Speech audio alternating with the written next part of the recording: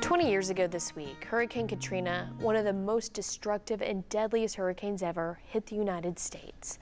The hardest hit was the Gulf Coast, in particular Louisiana and Mississippi. The days and weeks following the storm, 10 News started following the impact on a community in Mississippi called Bay St. Louis. Our anchors John Becker and Robin Wilhoit have each been there many times in the past 2 decades, and this week they have returned to see how the community has rebuilt. We are in Bay St. Louis, Mississippi, a beautiful, thriving coastal town in 2025. Businesses, restaurants, a booming marina. 20 years ago, we'd be standing under 20 to 30 feet of water after Hurricane Katrina. We have followed the recovery of this small tourist town for the last 2 decades. Here's a sample.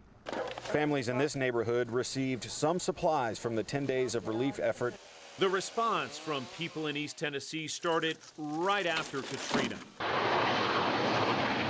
Knoxville became a safe haven for evacuees. To see everybody welcome us restored my faith in humanity.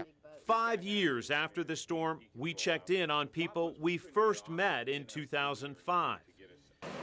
I want to see the completion of Waveland to better than it was before Katrina hit. 10 years into the recovery, we documented even more progress.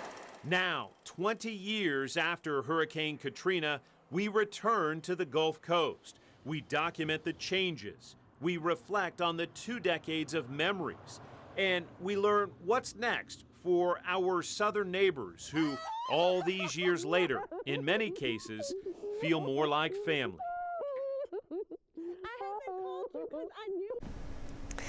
And this week on WBIR Plus, we are streaming a look back at 20 years since Katrina hit, including updates and the words of local leaders who were involved in helping with the rescues and evacuees.